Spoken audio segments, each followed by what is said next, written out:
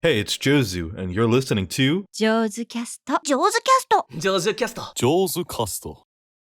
And now we're live, but also not live. Welcome, Ayumi. Or does it have to be Ayumi One-san, or is Ayumi good? Just Ayumi is fine. Ayumi is fine.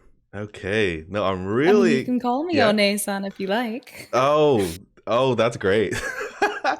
I'm gonna go with Ayumi, but I'm really glad that you're here. And also, congrats on the re-debut as well. Thank you. It's very, very exciting. Now, first, I gotta ask how, why, who, what, when, where.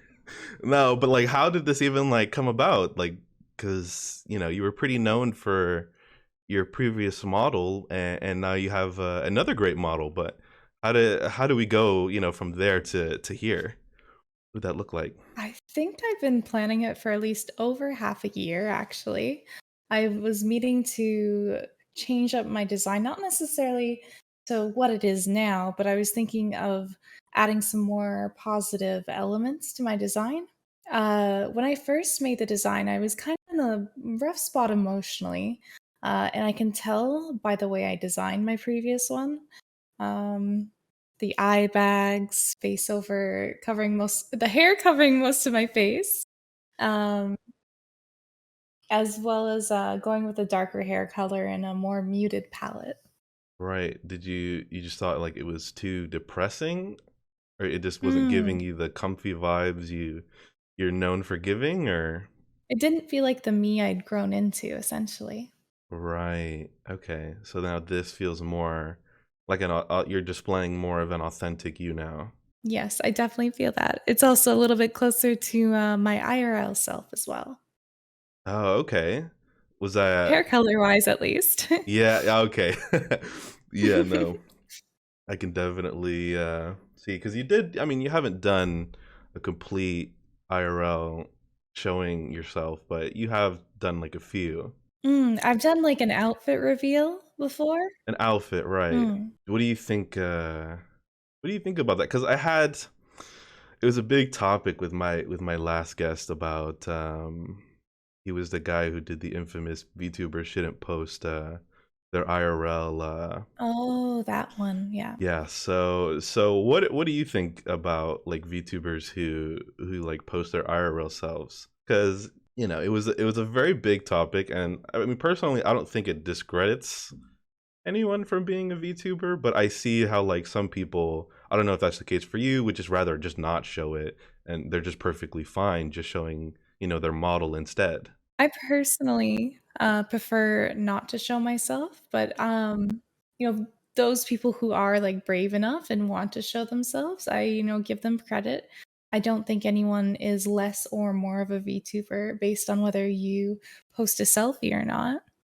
Right. Some people have a different relationship with their character where they're the technician and then their character is their character. Meanwhile, some people feel that they really are their character.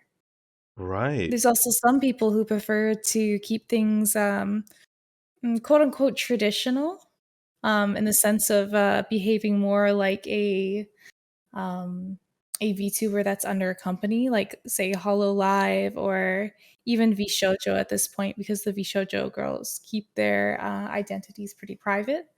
I believe Silver Veil may have done a face reveal in the past, but Yeah. it's definitely something that's not a normal thing for those who are in large companies, and I think it's at that point, it's more of a privacy issue, to Right. protect the people behind the VTubers. Keep in mind, we do during the VTuber resurgence, we did have a lot of people go from being an IRL streamer into being a VTuber, or some people just being art streamers who occasionally posted selfies and the like, and becoming a VTuber. Right. No, we definitely, especially in 2020, saw I guess a lot of people for a lot of reasons come into to being a VTuber.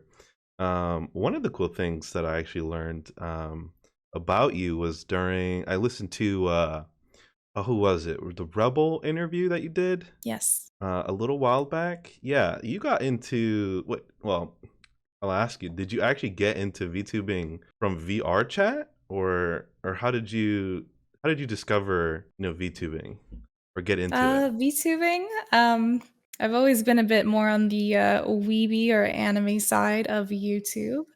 Enjoying watching a lot of that content, and I definitely saw Kizuna Ai, Kaguya Luna, and the first, like VTubers that really coined the name. I started seeing that there is like an English community as well. And around that time, people weren't really streaming on Twitch. It was everyone had their introduction videos on YouTube. And this was in like 2019, mind you. I saw people like Argama and Pending, Yui Kai, people like that. And even Mira Pink on YouTube. And I already knew how to Twitch stream from like friends and a few others. So, and I was very nervous because I didn't feel I was ready to do an introduction video because all I really had was a Vroid character that I'd made myself, and so I just started streaming on Twitch. Did you feel like you had to make an introduction video before you could Mm, start, or what was? Because I see that all the time. I People are like, "Yeah, I need to make my. I gotta spend all these months preparing this an introduction video. I can't debut mm. without it." It's funny because I still spent a bunch of months just researching VTuber stuff and VTuber tech at the time. This was back when like Luppet was the go-to. Yeah. Oh yeah, that's what I'm using Mhm. now. I know there's VC Face, and there I'll eventually make the switch, but as of right now, Luppet just is just working fine for me. Mm. What kind of technology were you using? I know you said Vroid and like Luppet, but was there anything else, or was Mm. it just those two? I started off very basic. I used like VDraw, which was all you didn't even need a webcam for that one at the time. All you really needed was it would blink automatically for you and use voice to or audio input to do the facial shapes. And then Oh, based on where you dragged your mouse, your character would look towards that way.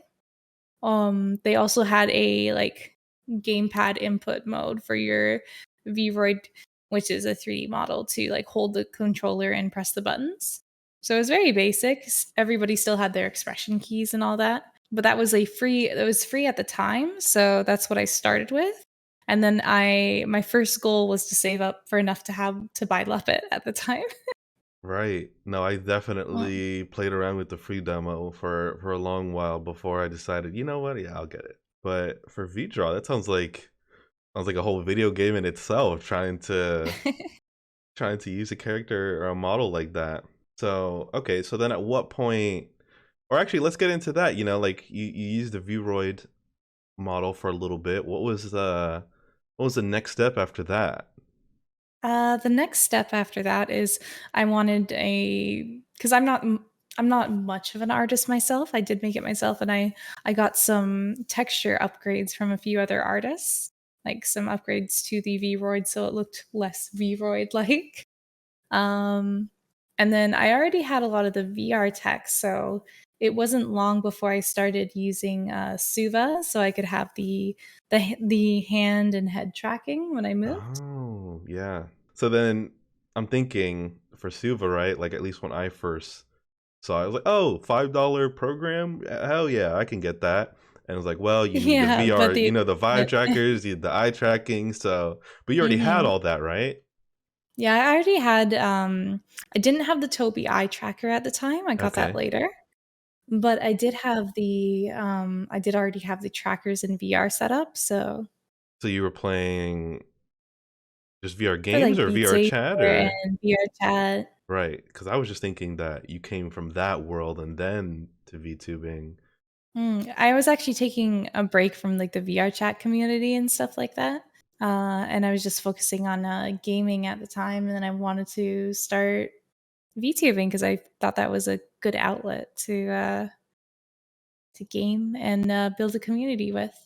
Right. No, I definitely I definitely see a lot of similarities because I was even me, I was just looking through like YouTube, and it all starts with, at least for a lot of people, it started with a single Hololive clip, and then it's down the VTuber rabbit hole from there. Mm. And I saw. Hololive wasn't around when I started, but yeah. Oh, gee. Okay. Or it Well, wasn't like there was still yeah. Hololive JP, but it was Right. like a lot smaller. Like the meme videos were just barely like reaching Right. the surface of the English anime community and whatnot. Oh, okay. Yeah. No, It was very no, yeah. I started out with Hololive JP, but it was like their VODs were their clips were just all had subtitles. And I was like, "Oh, mm, damn." It was like I'm watching anime IRL. Like what is this? What is mm. this? And then I kept seeing like, "Oh, what? She's just playing my I could do that. I could do that." And then I figured out what Vroid was, and I was like, "Oh, I ain't messing around with this hair." So I just drew, I had the hoodie, and off we were. And a jump, hop, and a skip later, here we are in this new model. But no, yeah, it's definitely I definitely love hearing the people's stories, just like how a lot of people came from, how people like even discover VTubers. At least for me, I was just always a giant weeb anime junkie, and then I'm browsing YouTube because there's no anime to watch, and then I see these girls who I'm thinking is like what is this AI technology? Like, there's no way it's actually them. And nope, yeah, it's real people using real technology. And what? It was free? Vroid's free? What? Oh, that's amazing. It is amazing. And so, well, let's get into that, right? Because now you have your model. Were you hesitant to start streaming with it? Did you sit on the model you had for a while, or did you know right away, like, no, I'm going to start streaming now that I have this model done? Well, I made sure like I had everything prepped a little bit ahead of time. I had very basic overlays, but there were still overlays that matched everything. A lot of my stuff was either self-made or free assets at the time. Um, but I would say like it would good at least 2 to 3 months. I spent just like researching VTubers, and I never did put out that self-introduction video because Yeah, I never there wasn't anything such as like debuts on Twitch or anything like that. So I just started streaming as any streamer would, 2 to 3 viewers, just chilling and talking with the little viewers that you have. I figured that if I wanted to start YouTube later, then I would do the self introduction then, but I didn't feel like I was ready. yeah. No, I'm definitely on the same boat about that, where I was like, introduction? No, I just started. I mean, at least for me, I didn't start on Twitch. I started on YouTube. I like made like a few YouTube videos with my old model, just me, I don't know, like playing Minecraft or talking about anime, what I thought was overrated or trash, and that was just it for a little bit. But then I was like, well, maybe go on Twitch, but I don't know. It just felt that as 2020 was going on, it just felt, number one, Twitch is already a hard place to grow in the first place. But then number two is just like, oh my god, there's, you went from knowing like a handful of VTubers, and now there's just like five new ones popping up every single day. It started to feel Yeah. like, oh, there's just oversaturated is seemed to be the common term being thrown around. But I don't know, in spite Mm. of that, it seems like a lot of people still found success. You being one of them, yeah, because I heard about you back in 2020 when I was just discovering that, oh wait, there's an English scene for VTubers, and it's not on YouTube, it's on Twitch. Mm. And you were definitely one of the first few that I found, and I mean, Aw. it seems that you found quite a bit of success growing. And what was that like? Because it must have, did it seem like it was a gradual increase, or did it seem like it all like came at once? At first it seemed very gradual. I think once I started reaching around like 40 to 50 viewers is when things like started to speed up, 40, 50, and do you know when was that? like mid 2019. Mid 2019. Whoa, so this is even the pre VTuber boom then. Yeah. I reached partner in September of 2020, so Wow. And what did that feel like? it was kind of unbelievable because previously, like, that Twitch partner status kinda seemed like an unattainable thing, so I never really thought of, um, pushing towards it, but as VTubers got, like, more and more popular and I saw my numbers rising, I'm like, "Wow, this might actually be possible," and I to tell you the truth, the most exciting part was being able to have more emote slots for my viewers and subscribers, so No, that's definitely seems to be a good thing to be happy about. It seems were were you focused on at least, how do I put this? Were you focused more on like growing a community, or did it seem like you had to back then reach out to like the few VTubers and like do collabs? Because I see people doing like a lot of different, strategies, and when I hear you say you were happy collabs I did about, back then were for fun. right, yeah, when I hear you say when you reach partner you were happy about getting more emotes, it seems like your focus was on building a community. Mm. I mean, obviously, we all want to succeed and, make Right. a living off Twitch. But it definitely started out as more of a hobby and a bit of an escape from some IRL stuff that was kind of going on at the time. And I'm very thankful for my community for being there for me, as well as the fact that I can now do this full time. So then VTubing, you say, was more of an escape for you, or Mm, I have a bit of a reality escape at the time. you think it's evolved to something more than that now, or is it still just another Definitely, it's like means? it's a huge part of my life. Most of my social life is definitely as a VTuber. Sometimes I need to take the occasional, um, break and go outside for a bit, touch some Touch grass. some But grass, yeah. yeah, Oh man. but it's definitely been a very positive thing in my life. I've met like so many wonderful people. Yeah. Was there ever a moment that, you were doing all this and like, whoa, this is actually happening? Or was it Hmm. ever surreal at any time? Or like, I could only imagine what you felt like when you hit partners, probably like something you were thinking about for a while. Mm-hmm, mm-hmm. It was. There's definitely been a few surreal moments, and funny enough, most of them are when I'm like not streaming, if that makes sense. I'll just kind of think about like where I am and where I used to be, because it can be very hard to keep grounded and be proud of your accomplishments when there's like so many very talented people in the community, and it's so easy to compare yourself to others and be like, well, this person started VTubing after me and they're here and I'm here. But you just gotta pause for a Mm. bit and look at where you used to be and how far you've come instead. Do you think that that was something you had to go through or learn about going through YouTubing to not have to like compare yourself to people like who started, even after you? It's definitely like something that you need to continue to relearn, because we can all get in those negative headspace where we think, oh, I wish I was as good as this person or as popular as this person, etc. For example, my community loves when I do art streams, but I don't feel like doing it very often because I don't think I'm as good of an artist as VTubers who have that as like their mainstream focus. So I'm like, oh, why should I do this?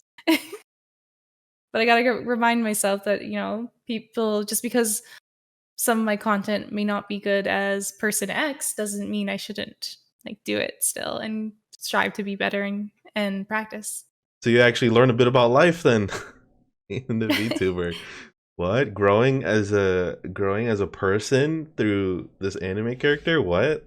No, but Mm. it seems that like you're really, at least in all the VTubers that I've seen, really close to your viewers. I mean, we're talking to the queen of Ada herself.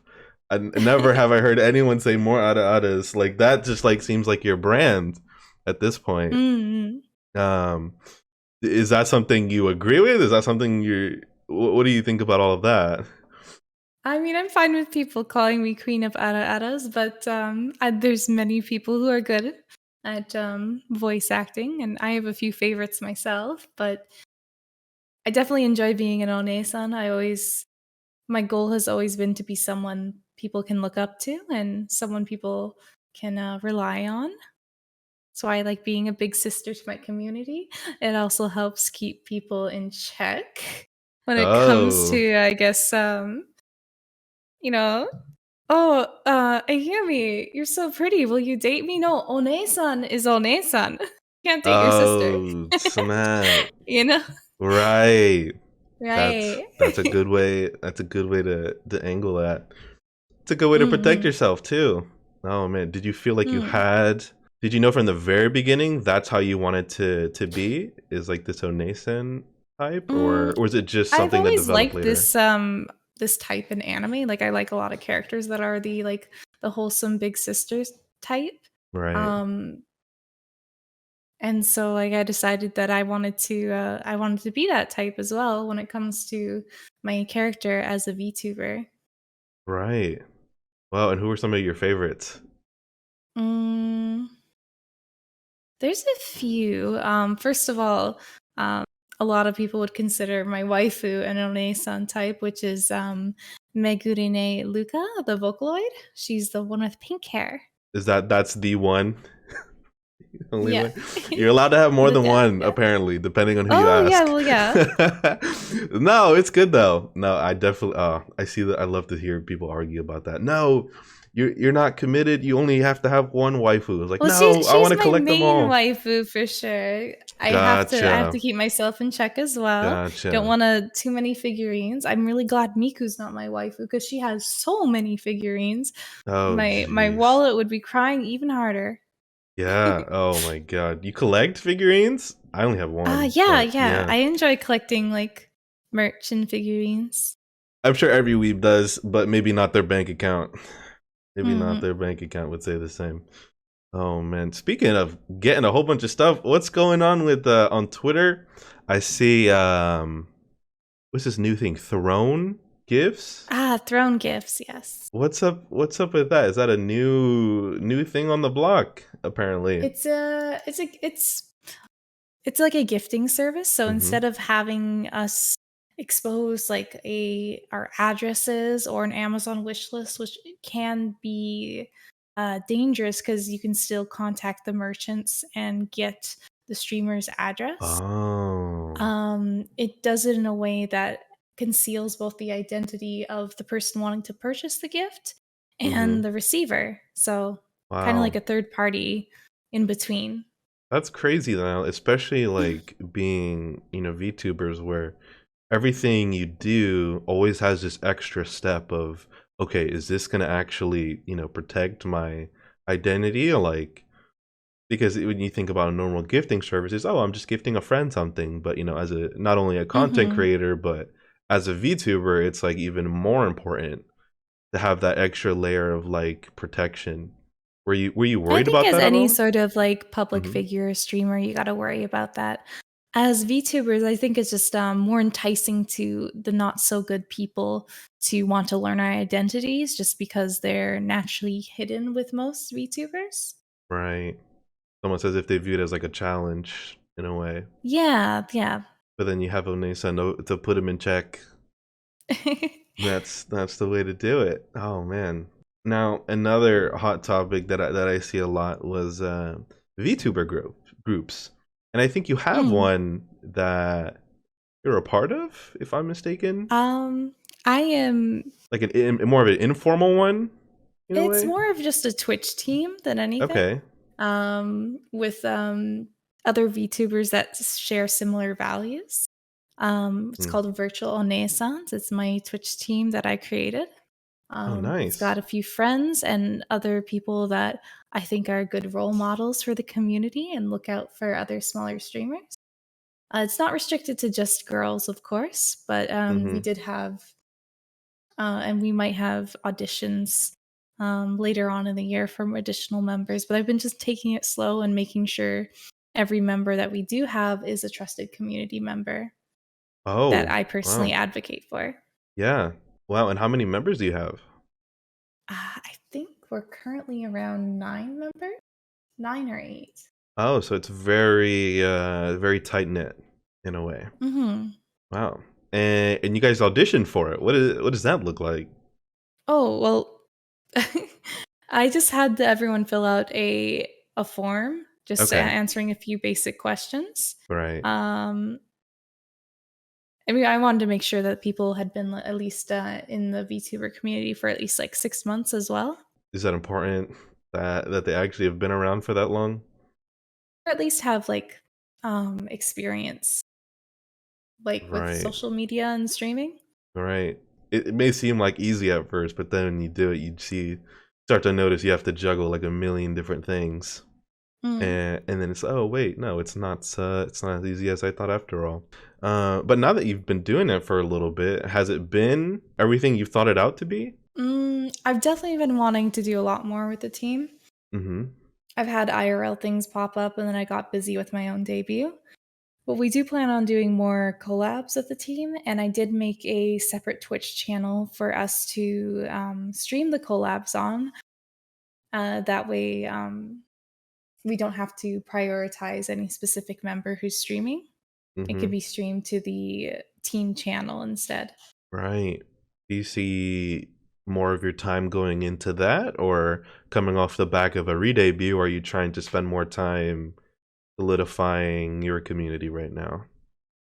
I've definitely been trying to get some more stream hours in. The last month I went through a big move, so I didn't get a lot of stream hours in, and the move cost a pretty penny there, along with all the re-debut assets. So I've definitely been I've switched from 4 days a week to back to 5 days a week for streaming, Wow. and then I need to get caught up with some patron events. Jeez. Yeah, you must have a lot of yeah, that's like one of the things, like the another layer, right? It's not just Twitch.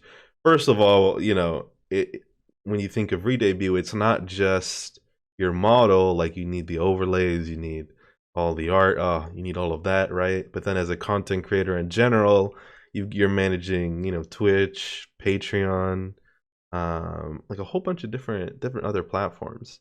Can you talk a little bit about how Patreon has been for you? Just because I don't see many people actually using it Mm. as much. I mostly use Patreon as a way for my fans to have like extra time with me. So we do a lot of community events. And then for the higher tiers, I do have like one on one calls. So it'd be very similar to how I'm talking to you here. I would have my avatar on call instead in a Discord call. And then, they'd get their half-hour call with me. Or for the higher tier, it can be an at 1 hour call or 1 hour VR chat meet. Wow. Okay. And you actually have people who do that. Yes, yes. Wow. And I mean, Sometimes they get fully bought up too. fully. Oh, okay. It's Well, a. because I don't wanna ever have it unlimited because I only have a certain amount of time in the week Yeah. and month. Yeah. So Do you see like a lot of your time being put into that? Because that seems like a big time commitment to I manage all think of the that. most difficult part with it is usually just scheduling it and making sure the time schedule works for both me and the person who's in the patron. Right. Yeah, it seems like a lot to manage. And what did the VR chat meetups look like? We have VR chat meetups once a month. So far, we have around like 25 to 30 people per meetup. If we get closer to the 40 range, we're going to split it into two separate meetups. Usually, we just all hang out in a world. Sometimes we'll play some games. We all went to an amusement park once together. For Christmas, we decorated a huge Christmas tree in VR. Wow. No, that definitely seems pretty cool. And being, a 3D, a VTuber with a 3D model, I'm very not only excited but also very hesitant to put my model in VR Mm, chat for, the I biggest definitely uh-huh. understand that. Yeah, Um, you can relate to that, having your model stolen, Mm. quote As a unquote stolen. solution with the new design here, have in the works two separate commissions for 3D models. Mhm. One is going to be the one that'll have like the iPhone facial rig and be all super, super duper nice. And the other one's very nice as well, but one that I'm willing to put into VR chat because I'm just going to make sure one's safer than the other. The other one's for commercial use, and the other one is for the meetups. Right. Hmm. You can also always just get something um, like from a smaller creator, or even just like a Vroid version of yourself to put in VR chat. Or I what I've done before is I commissioned a kamikaze of Battle Bunny models. Okay. She makes robot style models, and so I had a Robo Ayumi for a while that I'd use in VR chat. Yeah. I know. Yeah, the name rang a bell. Yeah, I know who she is. Whoa. Yeah, that's cool. Yeah. I can Mm. provide you with a picture as well. Oh, for sure. Yeah, and we'll definitely, put that up too. That yeah. Yeah, it's really interesting just seeing people's creativity when it comes to VR chat models. Which is why I'm excited, right? But at the same time, it's like, no, I'm for sure gonna have to commission someone else to, in a weird way, not. I don't want to say make a lower quality, but like maybe diff alterations. But then I'm thinking alterations is like, It how much alteration do I do before it looks completely different? You know what I mean? mm. Well, it's not just alterations with VR chat. You do have to make sure your avatar is optimized. So Right, right, um, things will be a little less complicated or detailed with the right. VR chat model, Mm-hmm. and which means like there'll be a lot less. I want to get into like model talk here, 3D Go stuff, go but I know ahead. like Go half the ahead. words don't. Like, Go you ahead. don't. You need like not as many vertices and Yes. like I played uh around with Blender, so I know you're oh, not speaking okay, a different okay, okay. language to me. That's good. Yeah. And then you have to sometimes decimate a few things, so. Yes. 100%. No, when I got my model with Yuli's and he worked on the model that I Mm. have now, I told him, "Hey man, I want," and he gladly complied. I want the VRM file. He said I'll give you the Blender file, and then I also want a VR chat ready file as well. But now that I have the file ready for VR chat, I'm a little hesitant to put it in. Ah, yeah. Yeah, just for all the horror stories that I'm hearing. Mhm. Nothing too crazy, but like I a, mean, at the end of the day, you gotta remember that no one else can emulate you. If you think exactly about it, with right, the HoloLive, they have a lot of their 3D models, like, completely public for fans to make fan works, right. etcetera. Yeah, that's 100% the case where they let people use their clips, and it seems to be that's how they were able to grow so fast is that they weren't like Mhm. striking down all these other people making clips of their content, which is very good because I see I don't know, and every content creator is free to do whatever they want with their content, right? But I see a lot of content creators who are like, no, don't repost my clips, don't repost my art, don't repost my nothing. Only come to my channel, and I don't know. It just seems like a double-edged sword where it's just like, Mm. yeah, everything's on your channel, but you're also holding yourself back from I think growing. it's different if you're someone who regularly makes, like, clips and videos and puts them on YouTube yourself. Hmm. Personally, I don't have a lot of the time to do that yet, so if I Right, see that someone's posted a clip of mine on YouTube, then, that's really great and that's good for exposure too. right, Um, so I think it really depends, like, and I could understand people not wanting their art reposted for sure, right. because that's, I think, a whole different I think can of art, yeah, worms there. art, yeah. But maybe like VOD content or something like that. I don't know, because then I Mm. see the argument for it, but then when I go see, even if they don't credit the person, the content creator, I'll look at the comment and everyone's asking, who's this, who's this, who's this, who's this. So Ah, it yeah. seems like the people themselves are trying to figure it out, Mm. which I think if it's properly credited, then it's right, completely fine personally. right, But if someone says, "Please don't post this content of me," then you should comply. right, But that needs to be, like, clearly stated somewhere, because like, I just feel like if it's not clearly stated somewhere, you can't really be upset when it's, free to watch content on Twitch. right. Yeah. It's definitely crazy, also knowing that being on the internet, the whole point is that we are sharing. So the fact that one person, can monopolize even their own work, maybe in real life, that's, you could have more control, in the real 3D world. But maybe on the internet, it just seems like a lot more complicated and like difficult process to try to, hold your own content back like that or keep the Mm. monopoly. Unless you're, and this is, I'm calling it now, the future, unless we get a future VTuber who, they make their model an NFT, then they'll have the complete control over it. But until then, I don't know. I don't think we'll be seeing that anytime soon. But I mean, that it's not super difficult to register things as NFTs, but there are people like I think Digi has like registered certain models to be like copyrightable. wow. Like you can it's a bunch of extra steps, but you can copyright protect your still for different designs, just like how companies will copyright like a product name. Right. It's just something that the VTuber community probably hasn't considered, but you think about Hololive, and they probably do that right away with their Oh, for sure. designs. Yeah. No, I'm for sure they probably at least have their designs copyrighted. That's another thing that I'm always like worried about as well. It's a lot of creativity, a lot Mm.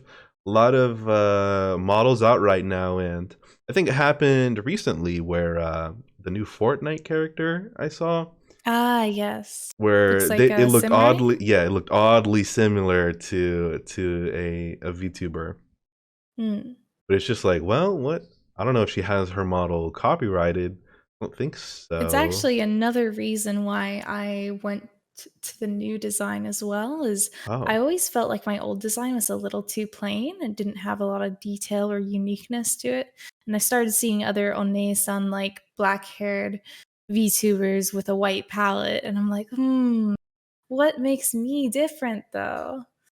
right.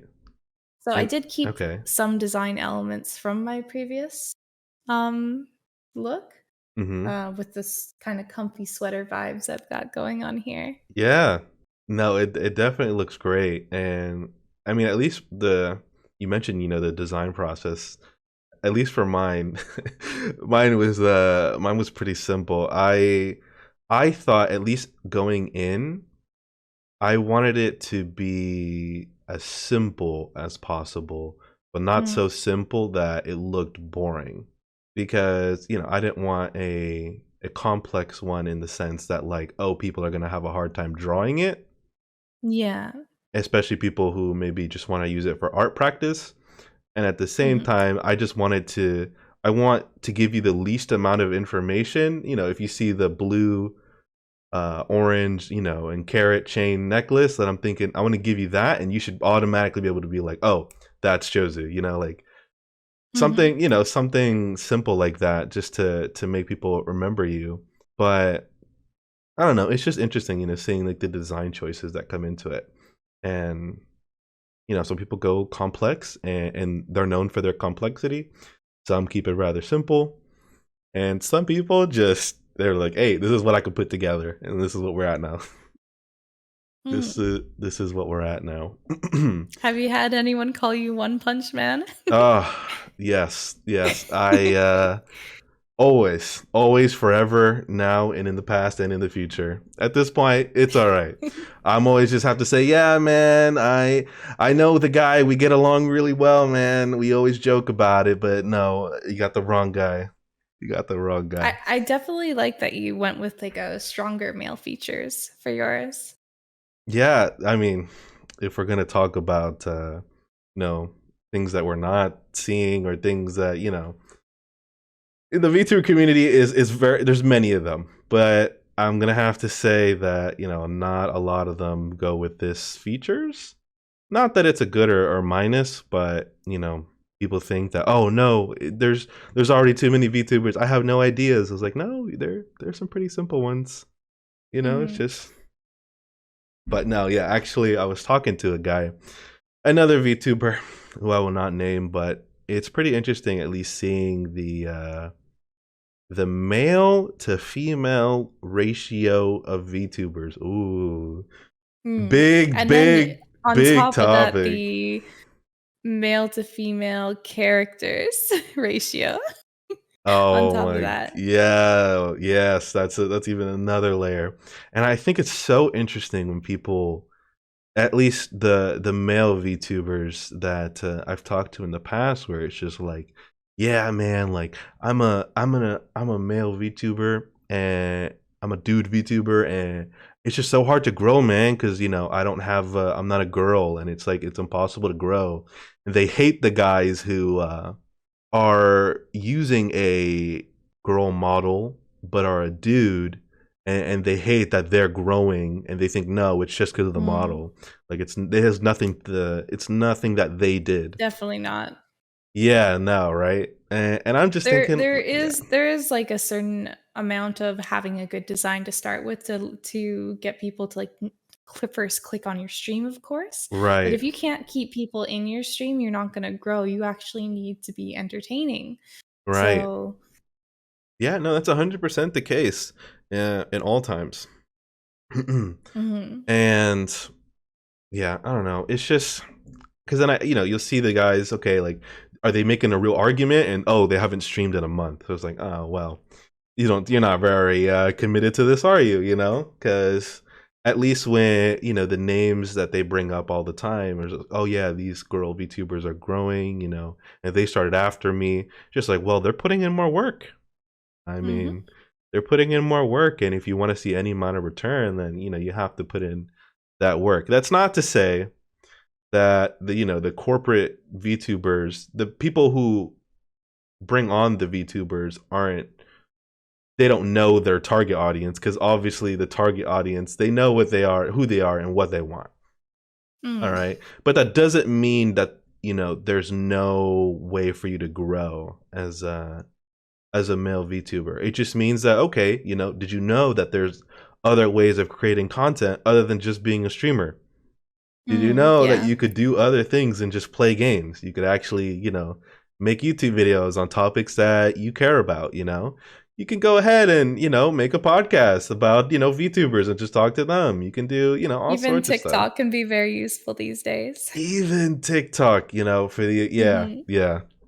Yeah, I've used TikTok too, and that's actually where I started, was on YouTube and TikTok. I didn't even think about touching Twitch, just because number one, outside of being a VTuber, it's already a hard enough place to grow. I was like, well, if I want to make content and see some kind of growth, soon, then I thought, okay, yeah, TikTok and YouTube were definitely the place to do it.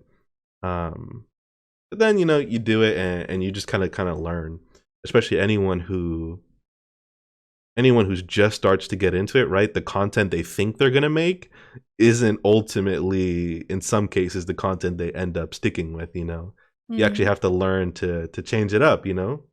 Number one, it may not work, and number two, you may not enjoy it. And what's the point of doing it if you're not enjoying it? And because that's going to show through as well.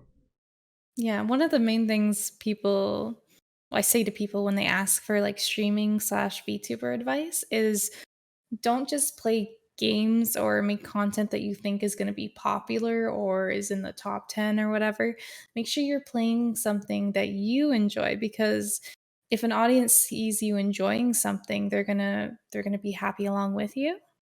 Like if Right? you're playing something and you're clearly bored and distracted or not enjoying yourself, then it's not going to be fun for anyone.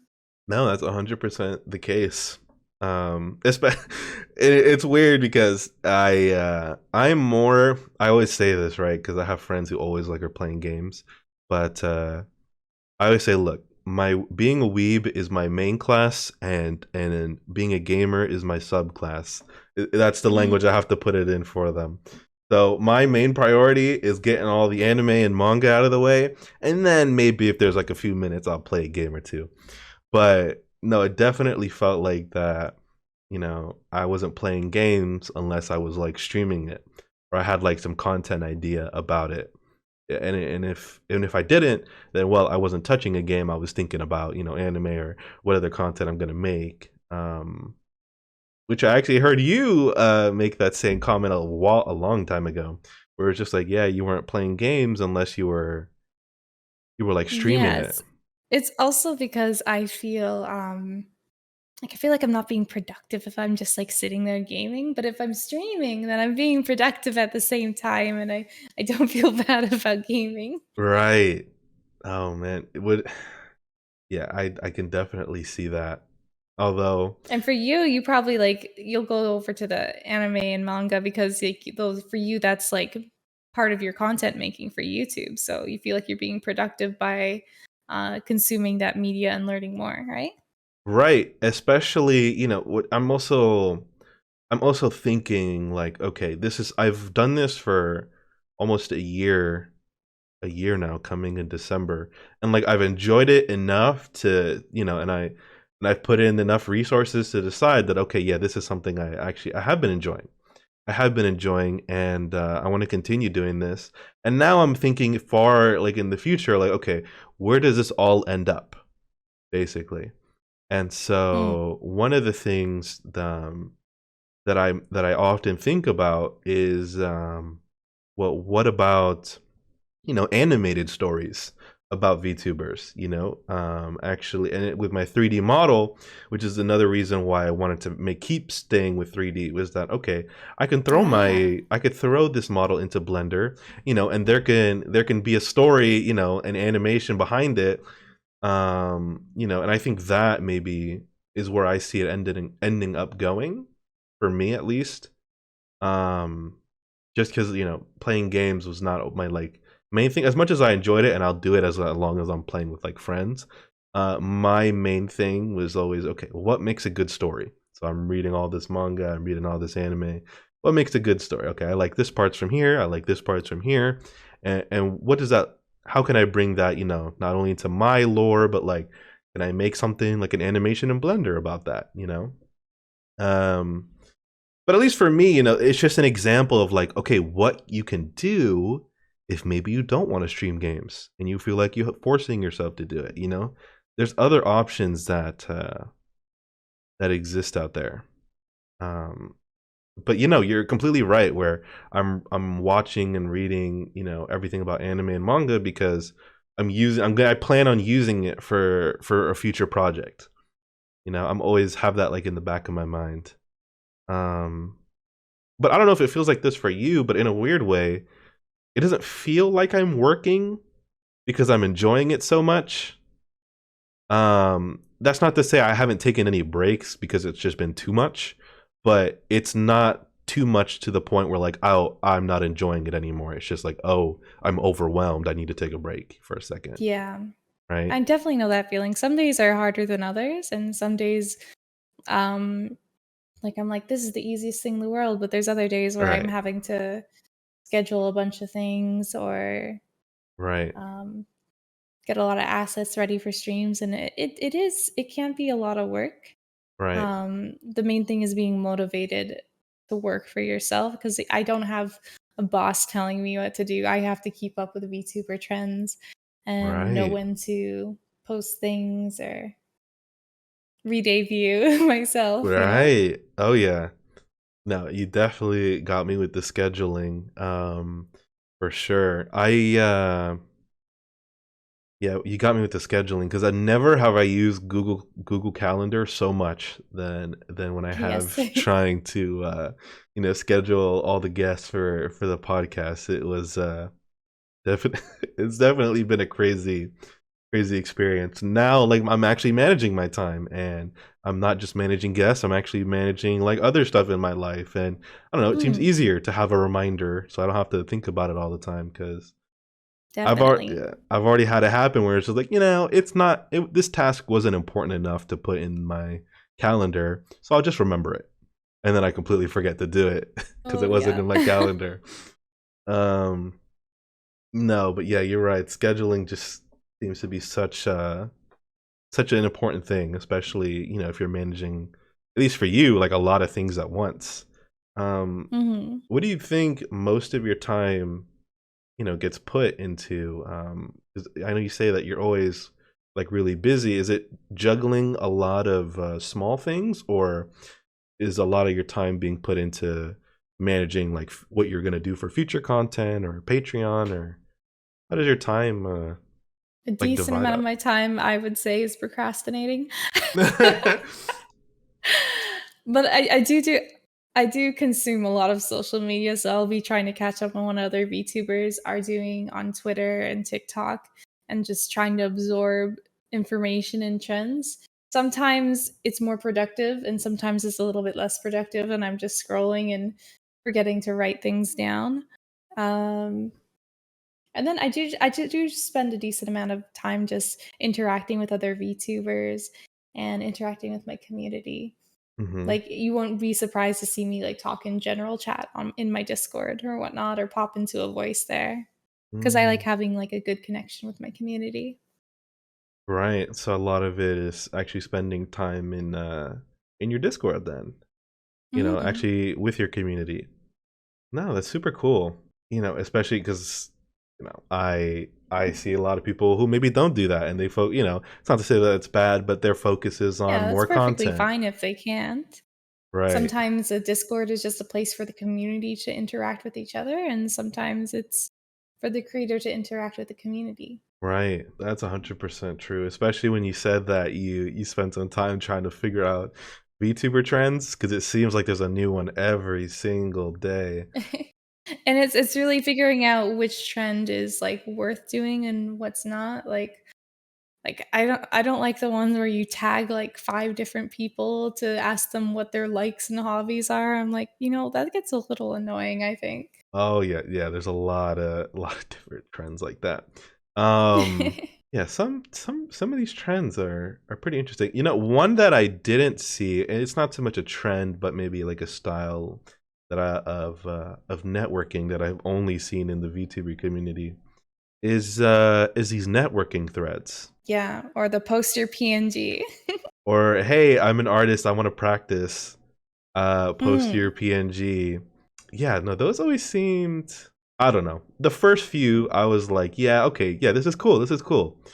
But now, like, okay, this is like the 100th one I've seen. I was like, are you really gonna draw? Mm. Are we really networking here? What are we doing? What are we doing I think here? it's good for the smaller developing VTubers to get to know each other and, find some people to collab with. Right. I Yeah, that's definitely true. feel like I used those kind of things much earlier on, but now, as I'm a little bit more of an established VTuber, I definitely don't put my PNG down every time as people ask. Right. I must just be very old fashioned in the sense it's just like, oh, okay, if I want to do something with someone, like, oh, their DMs are open. Let me just say hi and hey, would you be interested in doing this and this? I don't know, but that's just me. You may just call me old fashioned for doing that, but I don't know. The networking threads were always very interesting to me. You gotta keep in mind there's a decent amount of the VTuber community where this is more of a hobby for them. True as So it's well. more their like social, fun hobby. True as well. Yeah. Oh, 100%. Which yeah, especially I've seen a lot of them. A lot of VTubers who, yeah, it's just like a hobby.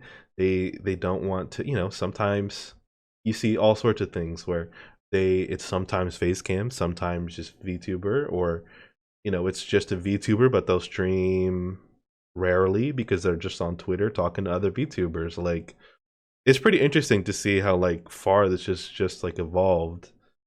And it's not just about someone using a model to stream a game. Like, the And it definition doesn't has even have to be changed. a game. It doesn't even have to be a game. Yeah, it doesn't have to be a game at all. It just be you talking, and that's the whole stream. No, but I've it's crazy how much it's grown. Where of course you have the Vroid models, you got now the PNG tubers. Mhm. Um, I don't even know like where does this all go? Because I thought like at the Vroid model, I'm like, no, this is it. This is it. We've done everything. Like everything that could have been done has been done. And then PNG too, and I'm like, Although I've okay, seen some very impressive Vroid models that don't look like Vroid models. oh, 100%.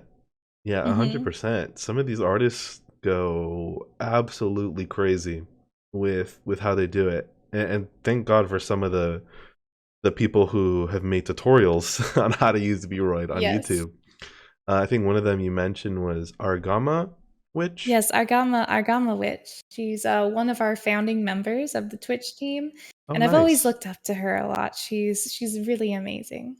Oh, yeah, she definitely seems really cool, and her tutorials have helped me more than once back when I was trying to learn how to use Vroid Studio, for sure. No, but it's just really cool that, like, in a weird way, well, it's part of the internet where no one's really like hoarding like the information. Everyone's like easily, oh, you need this, like here's a link to this software. Mm. It's gonna help you do this, that, and whatever. Everyone's like always just easy to. It's very nice. Everyone's trying to help each other out for the most part. Yeah. At least in the indie community. Oh, in the indie community, what you Well, saying, I'm just saying the like none of corporate these scene is big different? companies are. The corporate scene's Oh, different. yeah. Like, no, we hired this Mm. company to build our own third-party software, and none of you guys. No, I don't know. I don't know how they do it. I'm sure they got their own VTuber wizard magic that they got going on. Oh yeah, but you said, speaking about like the indie VTuber community, at least when I was first hearing about it back like at the end of 2019 was when I first heard about it. But then at the beginning of 2020, it was like, oh whoa, like I fell down the VTuber rabbit hole. Like what is this? Um, it seemed like everyone was very nice, and they still are. They still are. Everyone's very nice, helpful. Everything was very positive, rainbows and sunshine. And then I don't know. It felt like in 2020, leading up to current 2021, it's just I see all the drama everywhere. It's just because there's so many people who are part of the community. It's like any sort of large community. There's going to be Right. people who want drama. There's going to be negative people.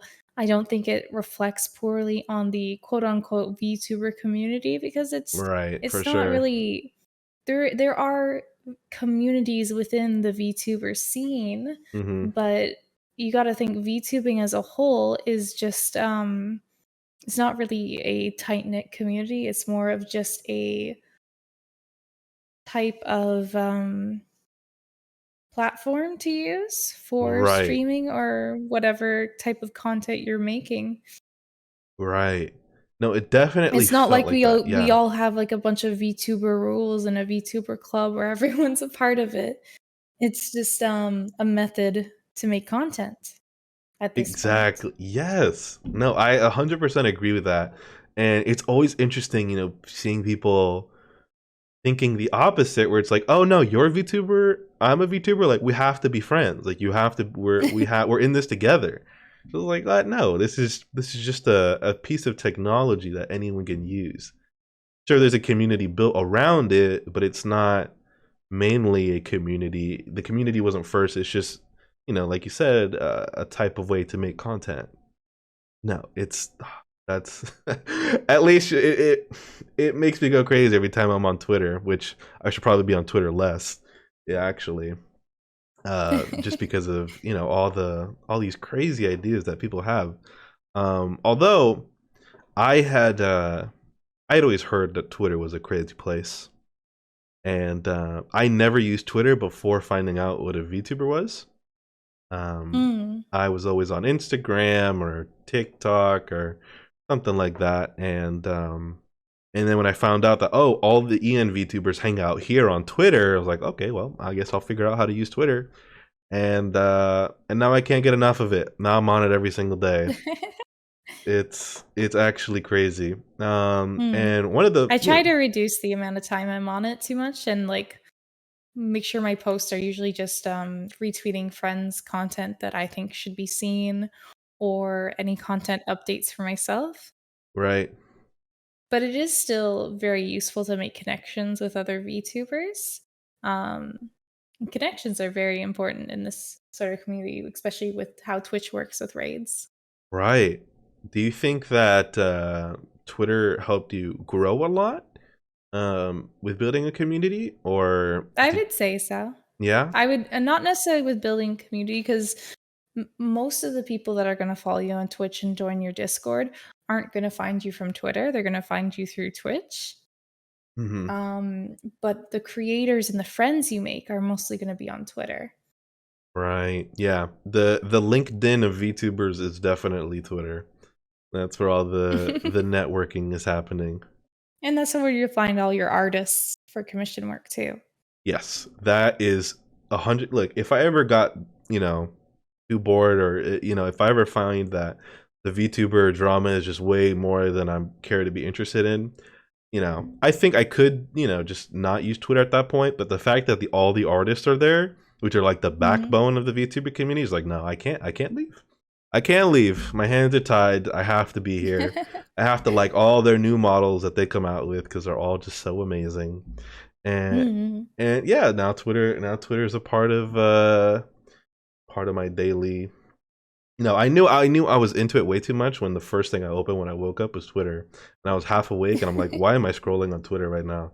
I've never done this once in my life. But no, yeah, it's definitely like you're right, like it was saying, like not the place where you grow, but definitely a place where you would network with other people. At least that's how it's helped me a lot, was just reaching out to, hey, you're a VTuber, what was your experience like? And that's how we're here now, was through Twitter. So yeah, I'm just thankful for that. But yeah, because if I try to DM someone on TikTok, it's not happening. It's not happening. It's not known for. Because with TikTok you have to be mutuals to DM. So right, yeah. In a lot of those cases, you have to be mutuals. I think that was recent where it said that you have to, like, now that's not even an option. Like, you have to be mutuals or it's impossible. Yeah, something like that. Something like that. I don't know. I haven't posted on TikTok in a little bit now. Not as much as I used to. But have you posted anywhere, or is it just Twitch and, like, I guess Patreon that you're focusing on? Twitch, Patreon, Twitter. I have an Instagram, but I barely use it. And that's still just only VTuber stuff, not IRL. Right. And then I used to post a decent amount on TikTok, but I haven't posted anything on there since the re-debut yet. So you're planning already all sorts of new content now that you have I am planning to do more content on there. I just have to figure out which sound I want to use and then what trend. Oh. Okay. And what about the I don't know anything about this. I'm gonna say a word and maybe you can see if I'm pointing in the right direction. MMD? Dancing? MMD, yeah. Yeah. Yeah, I actually post quite a few of those on my TikTok. Yeah, I've seen them. How'd you get into that? I've always really liked Vocaloid stuff, and as you may know, MMD stands for Miku Miku Dance. Yes. And it was originally used mostly for Vocaloid songs so that Miku could dance along. So I always knew about the existence of MMD. And once I finally had my own 3D model, then I'm like, yeah, let's play around with this. A couple of the MMDs I made, but a decent amount of them I also got Milky, who's a friend of mine. I commissioned her to make them because she's just absolutely amazing with the program. Oh, nice. Yeah, no, it definitely was pretty interesting when I first saw like the first few. I was like, oh, like are they actually dancing? Or like how does this like work? What's going on here? But no, yeah, it's definitely cool to see those types of stuff. Are you still planning on doing that type of content, or eventually when I have a 3D model for this one? Right. For now, like, I'm just putting a pause on 3D until I have the models and have the funds to get them. Yeah, because you've gone through quite a few models. Mm-hmm. Got through quite a few models. One of them being, I don't know, is your 3D model still with the one who made your previous 3D? I'm not going with J Genomu again. I didn't get in this time. But Okay. yeah, you're probably wondering about the J Genomu model. I did apply for Yuli. Fun fact, didn't get in there either. But everyone and their grandma applied for his. I only got to his because I'm quoting him, hair is the hardest part to do. And and you have a unique design. My completely unique design made his work a lot easier. So I was not, I was not lucky. Well, I'm lucky in the sense that I chose to not have hair, but yeah, no, it was it was just because it was easier to do it like that. Which I didn't Mm. know. Hair physics is it's a rocket science in its own way, apparently, Mm. for 3D modelers. Yeah, and hair could be really complex with some VTuber designs. Yes. Oh, 100% with some VTuber designs, different colors, different trinkets in there. Like it's yeah, Hmm. no, it's crazy. So now that you have your 2D model, what kind of stuff do you plan on doing with that? Because I imagine you can't do the MMD stuff for a little bit. No, but this model has quite a bit of. I actually have like arm movements on this model, which is really nice. Oh yeah, Yeah, so like, you can still move around. Yeah. yeah, I can still Okay. move around a decent amount. I can dance. Oh. Oh, I've but even what? got my Yeah. glow sticks.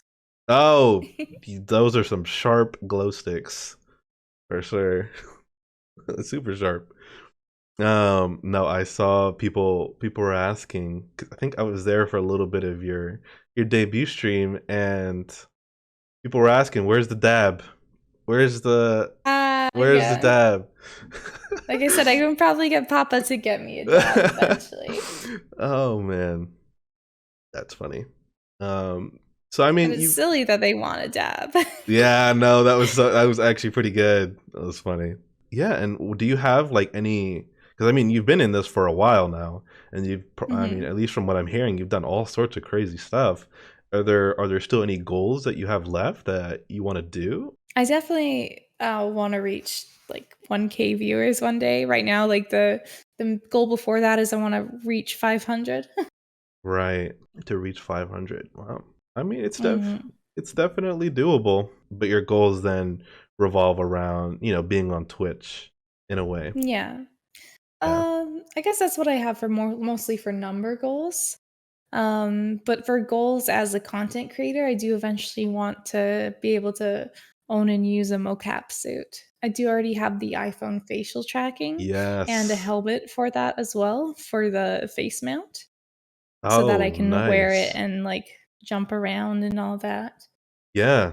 Do you trying to go for that big fancy XN suit, or you gotta Uh, we going I for believe I was looking at Rococo. yes, no, that's actually one that I considered getting. 'Cause it's so much cheaper, and Hmm. it's very good in its own right as well. It's very good in its own right. Even with the XN's indie developer discount, Rococo still makes a lot more sense Yes. by a long shot. Xsense also has a very large yearly fee for their programming. Right, because you also have the you I need the think it was software for it. 9K, the software, Yikes. Oh. No, thank you. 9K a year. Yeah. No, thank you. That was definitely a lot. But that's not, at least for me, that's not something to like later down the line. But you would want to stream with that being fully suited up? Hmm. Oh, okay. Yeah, that's cool.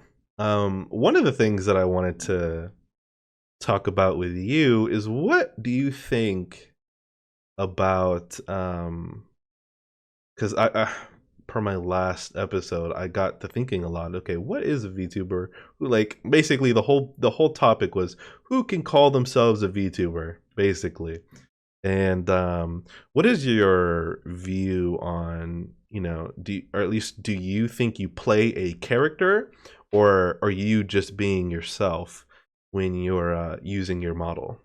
As a content creator slash entertainer, I would say I don't change anything about myself to play the character, but I exaggerate certain features or Right, traits. right. No, that's 100% the case, where at least where I was trying to explain, where it's like, yeah, I may be exaggerating, but I'm not exaggerating. I'm only exaggerating what I'm feeling right now, right? Hmm. I've definitely seen that, and I've actually seen some VTubers where it's like, hey guys, like they were playing a character in the beginning, but they have to they make a statement. There's always a statement tweet longer where it's just like, hey, I am very tired of playing this character. I just want to be me. Hmm. And it's always interesting seeing people's take on it, where of course most people are supportive Even about I it. would say with Hololive, they do the same. They're still being their base personalities, but they're Right. also being an entertainer, so they're exaggerating certain things or coming up with, certain character lines or like a catchphrase. Right. That's definitely the case, and it's always interesting to hear. I, at least personally, some people hate it, but I always find it interesting where people are like, "No, you need to don't show any real semblance of yourself. Always play the character." And of course, no one pays attention to those tweets, but I always found it interesting. I was like, "Whoa, people!" I think even real life actors put a little bit of themselves into all the characters they play, so Right. and obviously actors have certain like strengths for particular characters because of that. Mm-hmm. No, yeah, and that's 100% the case. Where some people, at least just because I come from the an anime background, where they were like naive like me, where it's like, oh, is this a an anime character or is this a real person? And some people, even knowing it's a real person, have the expectation that like, oh, this is just like an anime character. Like they're just playing a part. It's not Mm. actually them. Have you had anyone who I guess was in your community that was just like, whoa, like you thought that you were just like playing this character, or tried to call you out Uh, on I that, don't or think I don't think there's been an issue with that per se. I think when I used to do my yandere streams, sometimes as Yumi is when I had the issue. Is because when I played the character Yumi, the yandere version of my previous design, it was very much completely acting, and some people just got a little bit, just a bit too much, like they were taking it too seriously, or I guess RPing in chat a bit too hard. And I was just like, "Oh, this is making me uncomfortable." It was hard to stay in character because of that. they It's were being too committed to the part with you? Yeah, yeah. Oh, Which is why jeez. I only did those streams occasionally too, because it would wear me out a lot with both, um, having my voice be a lot lower the entire stream and Right, also coming up basically playing a consistent, constant, improv the right. entire stream because I was, like, hardcore playing a character that's not me, you know? Whoa. You have some experience with that improv acting type, or was it completely new to A you to little do bit that? in high school. Oh, yeah, that's cool. You were in the school play and everything? I think I haven't been to play since I was in middle school, but I was still like I did drama class and all that. Wow. No, I wish I definitely took the drama class and all of that. I got stuck in the boring business classes, but I chose it myself, so it's not Mm. like not like anyone did it I mean, for that me. can be useful for VTubing as well these days. True. No, that's 100% true. No, the last time I was in a play was I dressed up as a reindeer and sang a bunch of Christmas songs in elementary school. And those were the ends and the beginnings of my play days. No, that's oh man. No, I mean at least when I talk to people or like I'm streaming, I don't know. I don't feel like if I do play a character, it's just like it's funny for like a moment, but like it's not an expectation that should be Mm. held throughout the rest of the stream either. But it's definitely very interesting to hear people's, opinion on that. Yeah, especially I don't know at least for you where, you spent some time in VR chat where RPing is, if I'm not It mistaken, a it daily occurrence. it depends on what sort of like because there's a lot of people who just chill and act like themselves in VR chat. You have to go into certain groups that are doing RP. Or sometimes you'll find people just being wacky and acting like the character they're in like public worlds and stuff like that. Right. I am actually part of a serious RP in Oh, VR okay. chat, and I have a second Twitch for that as well. I Oh, play as a tea robot, okay. a robot who serves tea at a tea house in the row. Um, Previously called Callous Row. Neon Divide is the RP I'm a part of, and it's a very much it's sort of like a LARPing, but in VR, if you think about it that way, and it's Okay. got more of like a cyberpunky theme. Whoa. And how does that work? Do you have to audition for that or I had a friend recommend me, and then mm, other people who are already characters in the RP also recommended me. wow. And have you been enjoying that? Is that something Yes, yeah? it's a lot of fun. Um, you got to do like it's a lot of like constant improv, but I really enjoy it, and I really enjoy the character I made. Yeah. The sessions are usually like around 3 or 4 hours, I think. Oh, go for a while then. Mm-hmm. Wow. And what made you think that is it like common for them for people to make a separate channel for that? Or what made you decide to Um, want to do that? I decided to make a separate channel because I couldn't interact with my chat while I was in RP while streaming it. And my chat's very used to like constant interaction with me. So I made a separate channel so that people didn't have to watch my RP stuff. And is that something you see yourself wanting to focus more and more time on, or is this just something like a It's side thing once that's it fun? starts up again, it'll be once a week, and then sometimes I'll do like a bonus stream that's just me hanging out in VR. It's very much just like a side hobby stream Yeah, kind of thing. I do it because I enjoy it. I don't do right. it to gain more viewers or an audience there. I do it because I like it. Right. Oh yeah. No, it just seems like there's so much that you could do in VR. But in VR chat, but I haven't even gotten into it. Though I do see all the memes. I follow a lot of people on TikTok who post, VR chat stuff. And I Mm, love seeing all the different people where it's just like some people are always RPing. Some people just apparently stare in front of themselves in a mirror all day, yep. and that's I all mean, they think do. about it as VTubers, we're doing that right now. True, actually. That's you're actually not wrong about that. Oh jeez. Oh man, no, you're right. Oh Mm. man. Although I'm excited for you because it's Oh, definitely a unique and interesting experience yeah. being physically inside your avatar for the first time when you're in VR and looking down and seeing your hand and it's your avatar's hand. Yeah, no, I mean in my brain, I'm thinking it's gonna be I'm not sure if you've seen the movie Avatar. Not the last Yeah, airbender, but the other one. the Yeah. blue people. The blue people. Yeah, it's gonna be like that. I was like, whoa, like what is this? What is this? I'm here. Yeah. I mean, that's the closest thing, and I've seen that movie so many times. So that's the closest representation I can like think of to even think about that. But we'll see soon.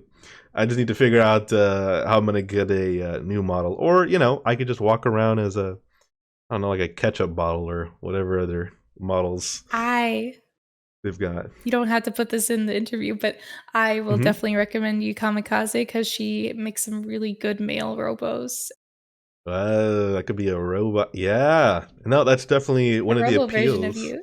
Yeah. No, it's definitely one of the appeals that you could do. Like, you could do anything. It could be anything. Mm. Is there a like? I don't know. Like, is there like a censorship with like the type of models you can have, or does anything fly in VR chat, or like can you get like Uh, reported? Technically, you're not allowed to do any nudity Right. or extreme violence, but Right. there are people who just do that in private worlds anyways. Whoa.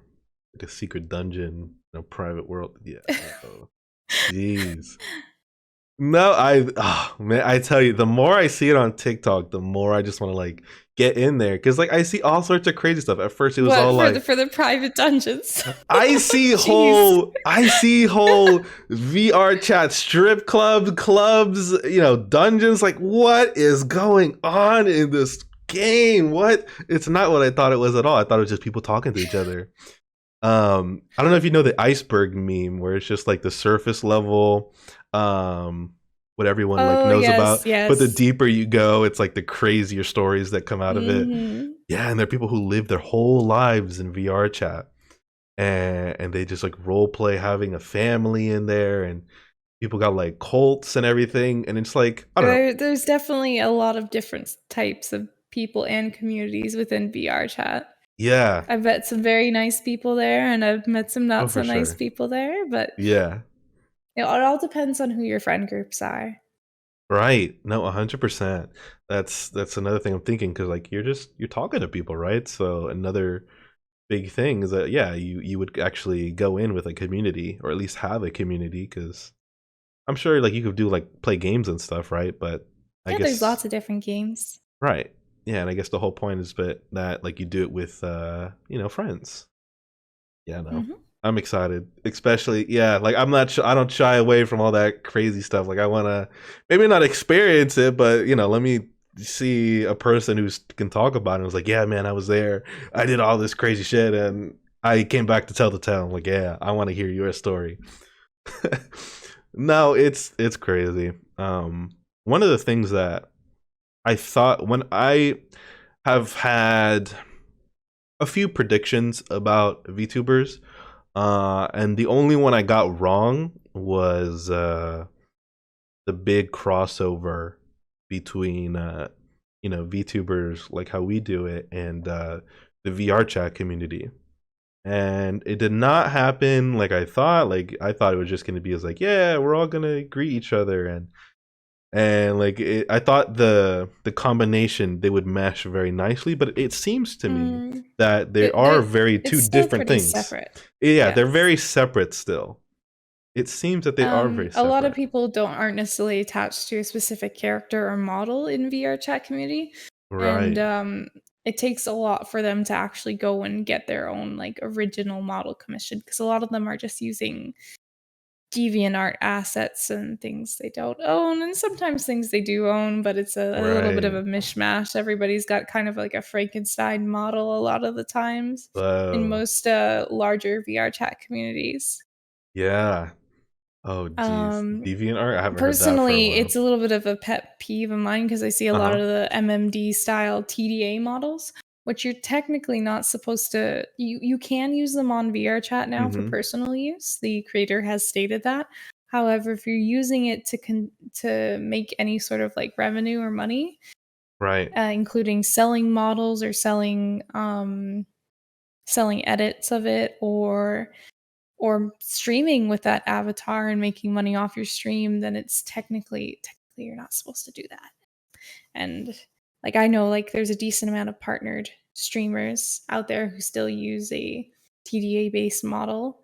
Mhm. Um and I'm just a little bit like you've come so far, you just need to have own your own model, please. Like that's why I'm encourage them to at least try using Vroid because that's free to start.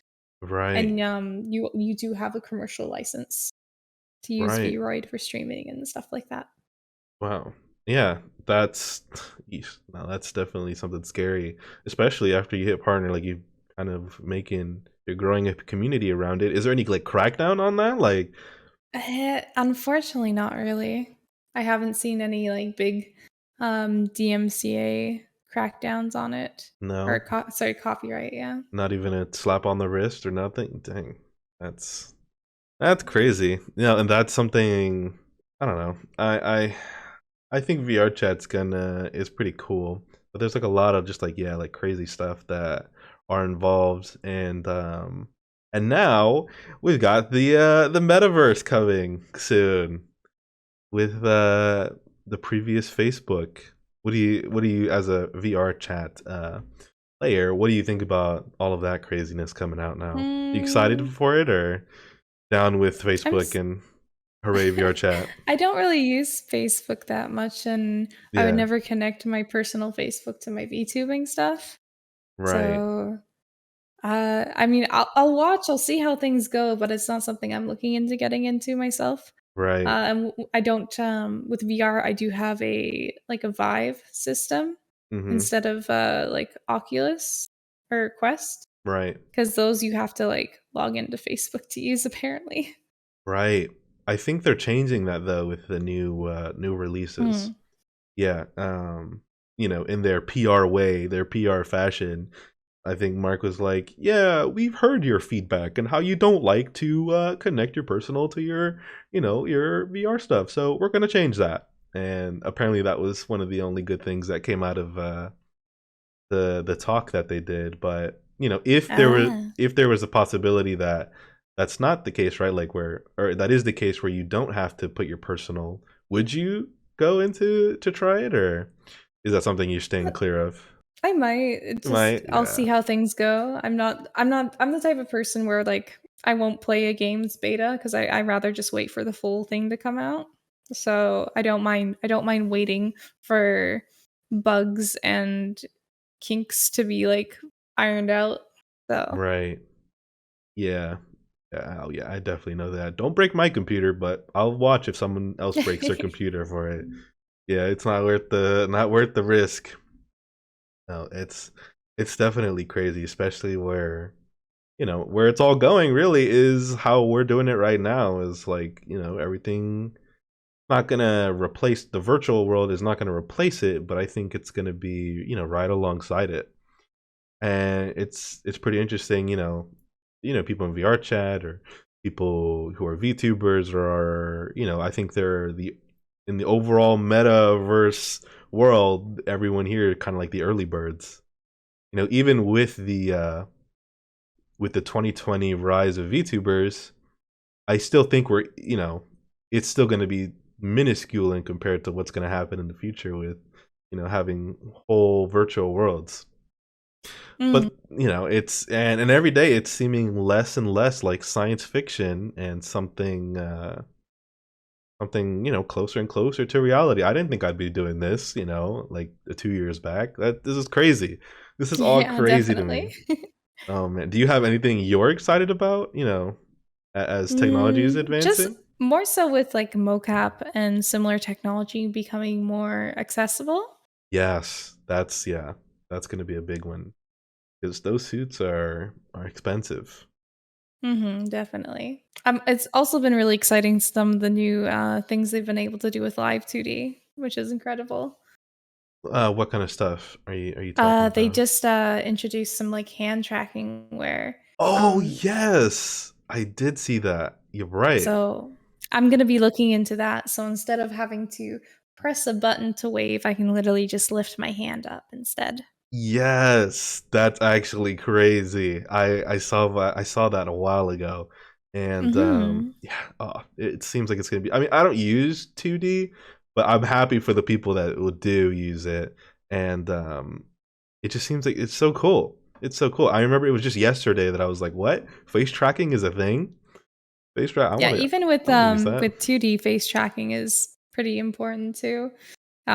Like I've got full face tracking on mine here, so I can just like Yeah. and I can also stick out my tongue. It makes the live 2D look a lot more alive, I guess. Yes. Yeah, you're right. No, I when I found out you could use the AR kit, um, I told Yuli's like, hey man, just add that onto my tab. That's got to be in there, because I'm not about to sit here and every 2 seconds hit the laugh button because I'm laughing at something. Like it's not happening. So even if the face tracking isn't all that because it's still new, I'll take it. And it's funny because hmm I was he was asking me like, "Are you sure? Are you sure?" Because I was only the second person he'd ever tried face the face tracking Ah, on. yes. So it wasn't something I he know a was few of his accustomed. older models, I know that some people paid to have the face tracking added after. By like other people. I know Faux Famit did it on a few Yuli models. I got her to do my 3D from J Genomu. So Oh, J Genomu made nice. the original model, then I paid Faux Famit to add um the iPhone AR kit tracking. Yeah. Oh, man. It's crazy how many people actually go into all of this. You know, it, it's. I thought it was like a one-stop shop because it was going to be pretty simple, but no, actually, to get it done correctly, yeah, to get it done to where it looks good, multiple hands. Unless that person is very talented, multiple hands Yeah. have to go in and Mhm. each do their part because there's so many parts to everything. Like Art Gun seems to be very good at doing their iPhone facial shapes. Yes. Yes. Um, was funny because Yuli's was like, "Hey, this is only my second time doing it, but I have a friend, Argun. Let me see if they can do it." And I was like, "Well, it's not going to be a big deal, but if you want to get me like a quote, sure." And he came back and was like, "No, sorry, they can't do it. They're busy." I was like, "Okay, man, don't worry about it. You go ahead and do it. You go ahead and do it, and we'll just see how it Mm, ends up." But that just seems to be the case where the demand is very much outweighing the supply, yeah. which is good. I mean, well, it means that it's growing. It's Hmm. still a thing, but yeah, no, it's all good. And that'll be it for today's episode. If you guys enjoyed that, be sure to find our guest links in the description below. See ya!